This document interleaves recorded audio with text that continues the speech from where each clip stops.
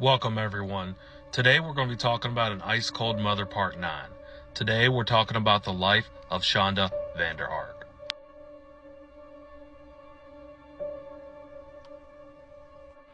To Paul Ferguson, July 6, 2022 would start off as any other summer day. And he would begin spending his morning getting up and doing his normal things. It's a little side note that one of Paul Ferguson's hobbies is that he would regularly go on the app TikTok, and he would most of the time make little dance videos. Some of these videos would actually very chillingly have his brother Timothy in them. And if he wasn't on the app TikTok, he was also on Facebook, where he would a lot of times be going live, most of the time talking about whatever video games he was playing. Most of the time this would include Minecraft.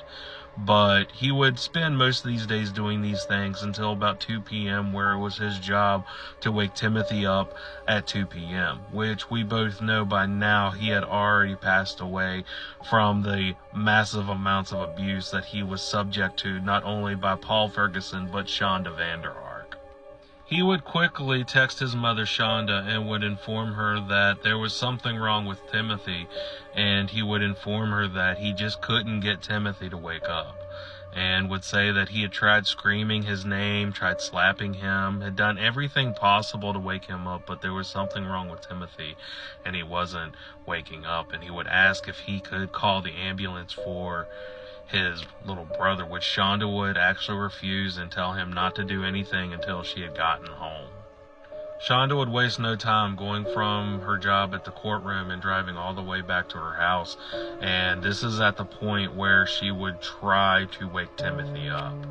Although the video is not available, the audio can be heard, and it's quite haunting when you listen to it. You can listen to Paul telling Shonda that he can't wake him up, and you can hear Shonda begging and pleading with Timothy to wake up, saying things like, "Please baby, please wake up." And you can hear Paul making a chilling statement, "Mom, he's cold." I do not believe that they were worried or scared in the sense of there was something wrong with Timothy or if he was passed away. They were more or less concerned about the fact that it's the realization at this point that they had actually killed Timothy, and now at this point they knew they were in deep trouble. Now you have to remember, when Shonda took Timothy into her home, she was not allowed to legally have him in her care because of the CPS statement back when she was married to their father. And because of all the abuse that she had put all the children through, she had lost all of her rights as a parent. And this is another reason why, as I've said before, why Timothy never went to his doctors to get his medication, and why she would not even send him to school and would keep him cooped up in this house. She knew that at this point in time that the jip was up, and it is at this point that Shonda and Paul started trying to figure out what they were going to tell authorities, because they had to call an ambulance. They couldn't just leave Timothy passed away in the closet. And Paul would even make the statement, "We need to call an ambulance and do something about this," to where Shonda would tell Paul, "We can't just leave him here in the closet in a diaper. We need to get him dressed and put him downstairs in your bedroom so they don't think that he was sleeping in a closet." So Shonda and Paul would both drag deceased Timothy all the way downstairs to the basement, and they would put some clothes on Timothy. They would actually take the adult diaper off of his bottom, and they would actually put pants on him. But Timothy was so small that none of the clothes would fit him. And it's actually said that Paul actually had to take a belt and kind of maneuver it to actually fix it around his pants so it looked like he could make them fit. And they also positioned him on the floor of the bed to make it seem like he had just been placed on the floor, and made it seem like Shonda had found him in the bed, passed away. And it's at this point that Shonda would make a phone call to the 911 dispatcher and give what she would think her best acting attempt. It is at this point that Shonda would call the 911 dispatcher, and she would, in her best attempt, do an acting job that she had just found her son Timothy passed away on his bed.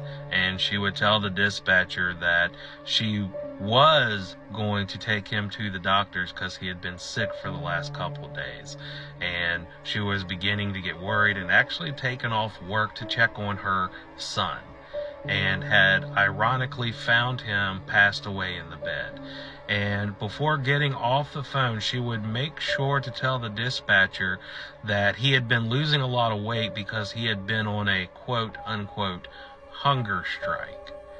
And it is at this point that the dispatcher would quickly send the police over to do an investigation to check on the body of Timothy and so on. Now, it is around this time where Shonda would give her second Grammy award-winning acting job, where the police arrived to the residence to do an investigation, to where Shonda would act like she was distraught and crying, and she can be seen on this video sitting on the stoop crying. And the police are trying to carry an investigation with Shonda, and every single time they ask her a question, she will be in mid-bawling, crying, and as soon as they would ask a question, she would immediately stop, look at the police with no tears or anything, and just answer the question, and then go back to crying and bawling again. It was actually very comical, and anyone who's looking at it could see that she was obviously faking. For an example, she would be sitting there crying her eyes out and would just look up and be like, I have 3 kids. Goes back to crying and then goes back up. They're in the house. Goes back to crying. His name's Timothy. He's in the basement. And this is just something that the police had to kind of see for themselves when they were doing the investigation. So already the police had their doubts about what was going on. Before even getting to Timothy, the police had just noticed there was a lot of odd things around the house. For one, they would notice that there was a lot of security cameras, and not so much on the outside of the house, but they were just completely covered all the way on the inside. They would also notice the sensory cameras on top of the security cameras as well. They would even check the bathrooms, and they would find not only an ice machine right by the toilet seat, but they would see in the trash can a lot of used up adult diapers and a large selection of used zip ties. So already they would be kind of questioning what's going on in this bathroom. When they noticed that the body of Timothy was on the floor, the first thing that they would notice was he was extremely thin. As I had said before, that he was so thin during this time that he basically looked like a human skeleton. And the autopsy would actually confirm this and would actually say that he was so malnourished that the ligaments between his bones were starting to deteriorate, and basically his body was slowly shutting down. They would also notice that he was completely cold to the touch. And not that deceased bodies are not cold anyways, but they had noticed that he was beyond the state that a body should be deceased. It was almost as if his body was frozen. They would even take notice in the kitchen and see that a lot of the refrigerators and freezers in the cabinets had special locks on them. And the police would take notice of this, and they would just ask themselves, well, if your child's in a hunger strike, why would you put locks on all the cabinets in the refrigerators? And the biggest discovery was yet to come.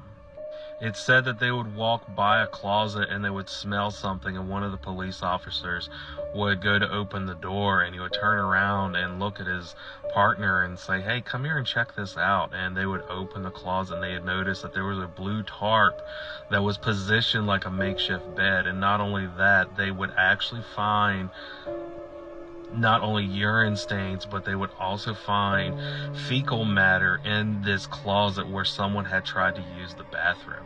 And it's where the police knew that something definitely was not right.